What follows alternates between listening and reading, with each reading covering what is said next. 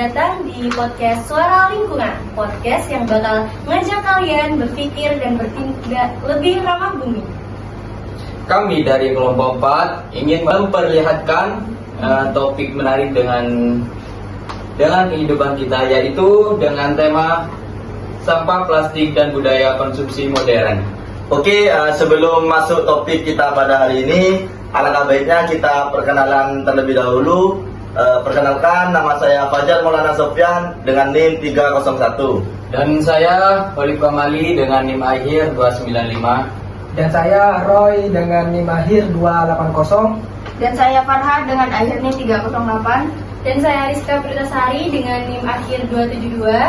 Dan saya Abdul Aziz. Nah, di sini Kak Aziz ini sebagai narasumber kita hari ini, guys. Tepuk tangan dulu.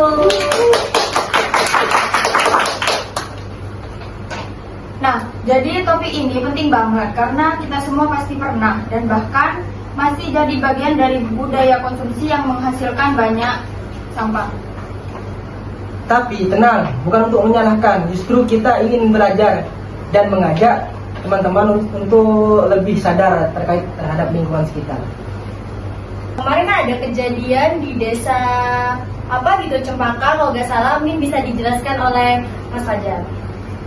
Baik, tahu gak sih kalian akhir-akhir ini ada yang viral loh di media sosial? Oh iya toh, di mana Ya, itu? itu namanya ada di desa Cempaka.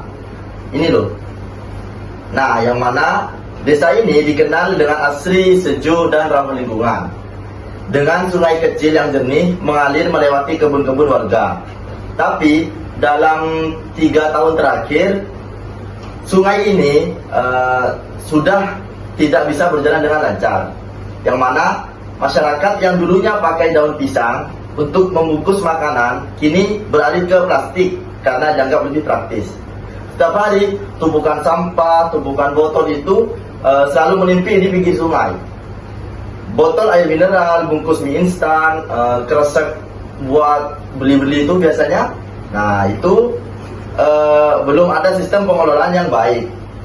Nah, oleh sebab itu, penyebab dari adanya tumpukan sampah dari plastik mie instan itu akan terjadinya banjir. Nah, itu penyebabnya plastik yang mereka buang selama ini kembali meluap. Gitu, ininya terjadinya banjir itu berarti orang-orang sekarang itu ya banyak pembuangan sampah sembarangan gitu ya. Ya, benar sekali. Ya makanya kan sekarang kebanyakan yang tidak mau ribet, jadi kayak lebih praktis pakai plastik gitu kan, itu juga menyebabkan pencemaran lingkungan juga. Nah, kalau bisa ya pakai kayak botol gitu kan juga kayak lebih praktis juga kalau dibawa pulang gitu. So, siap-siap dengerin obrolan asik kita bareng narasumber kece kita yang bernama Kak Abdul Aziz. Kita semua tahu nggak sih, zaman sekarang itu segalanya serba instan, mau makan tinggal pesan lewat aplikasi. Tapi sadar nggak sih kemasan plastiknya itu banyak banget? Iya, dan nggak berhenti di situ aja. Sekarang tuh rata-rata ya orang belanja tuh pakai ini plastik gitu. Terus sedotan tuh sekarang juga sedotan minum kalau di kafe-kafe tuh sekarang banyak yang pakai plastik juga. Masih jarang tuh pakai yang ini, yang non plastik tuh. Nah, itu masih jarang di Indonesia. Nah, semuanya itu juga ini sekali pakai lalu dibuang sembarangan. Benar juga. Dan berdasarkan dari data yang saya sudah cek ya, Indonesia, dari data KLHK Indonesia menyumbang lebih dari 3 ton juta sampah plastik per tahun gitu ya. Bahkan sebagian besar berakhir di sungai dan di laut. Ngeri banget kan? Nah, dan yang lebih miris lagi, plastik itu butuh waktu ratusan tahun untuk terurai. Bayangkan kalau setiap orang itu buang plastik tiap hari, menurut kita kan bakal kewalahan kan? Iya sih pasti itu. Dan pasti bakal menyebabkan banjir, terus longsor di mana-mana kan ya. Nah, oleh sebab itu, kelompok kita memilih topik ini dengan apa? Karena di zaman modern saat ini itu banyak sekali yang menyebabkan limbah-limbah plastik seperti itu. Nah, sekarang kita udah bareng narasumber kita hari ini. Aktivis dari anak Fakultas Teknik. Tepuk tangan. Oh iya, gimana kabarnya Kak? Alhamdulillah baik. Menjelang UAS gimana tugas? Aman? Itulah Kak. Ya baik, terima kasih teman-teman dan kakak-kakak di sini. Ya gitulah, kalau di Indonesia ya tak luput dari masalah sampah. Kenapa sih kok masih bisa kita masih terlibat gitu di masalah sampah ini? Ya karena emang budayanya itu kita itu gimana ya, yang maunya yang praktis, cepat gitu. Ambil contoh kecil saja seperti kayak nggak nyebut merek ya, kayak galon kan ada itu. Pertandingan 2 galon antara isi ulang sama sekali pakai. Nah mirisnya bilangnya gini, lebih bersih yang sekali pakai karena langsung buang. Nah, misal gini, ada satu keluarga tiap minggu menghabiskan anggaplah 5 galon, terus itu limbahnya dibuang. Nah itu cuma satu keluarga satu minggu ngasilin 5 galon limbah galon. Nah kalau misalnya ada 10, ada berapa? Kalau di Indonesia ini kita kan udah berapa miliar orang. Nah misal itu semua pakai galon yang sekali pakai.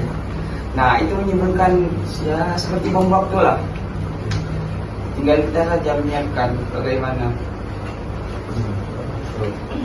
Nah mungkin bisa diceritain nggak Kak, kenapa budaya konsumsi modern jadi salah satu penyebab meningkatnya sampah plastik? Nah hal ini juga banyak teman-teman yang menanyakan di sosial media, mungkin dari kakaknya bisa dijelasin nggak?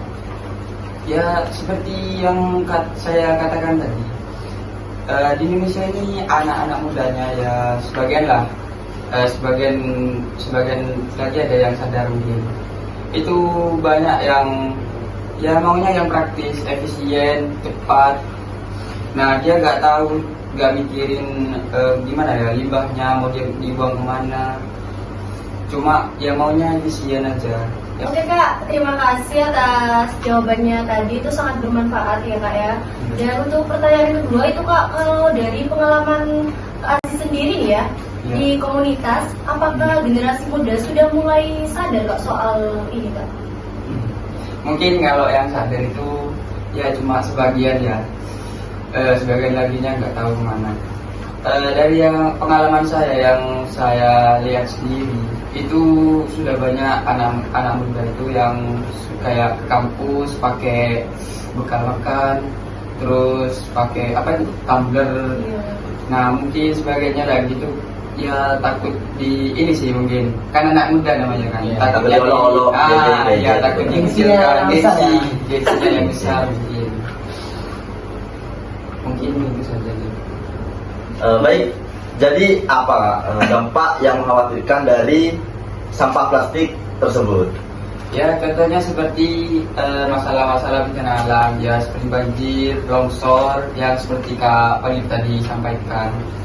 Nah dan juga masalah-masalah sampah ini pasti akan berakibat pada 2045 yang mendatang. Bagaimana generasi muda kita seperti kita lah sebagai anak muda mengolah sampah, efisiensi, bagaimana caranya sampah agar bisa berkurang meskipun sedikit. Ya jangan hanya dana aja yang efisiensi. Oke ya, mungkin apa sih solusi kita ya? Kita kan sudah mahasiswa nih, kita kuliah di UTM. Nah itu solusinya apa untuk yang pelajar mahasiswa seperti kita? Solusinya itu? Iya, mungkin kalau menurut saya itu bisa mulai dari diri kita dulu. Bagaimana sih diri kita? Misalnya yang kita biasanya beli makan, terus masih pakai plastik ya, itu. Kertas minyak itu ya. Usahakanlah dari rumah itu bawa bekal makan, terus ya pakai itu aja. Ya, setidaknya kayak dikurang-kurangin ya kayak.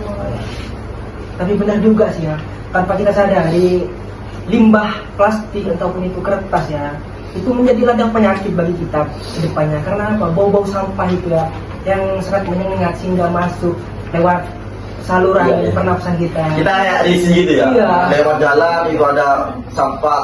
Itu ada itu di depannya gereja tuh biasanya. Oh, iya, iya. Parah Risih banget. banget. Gak enak itu.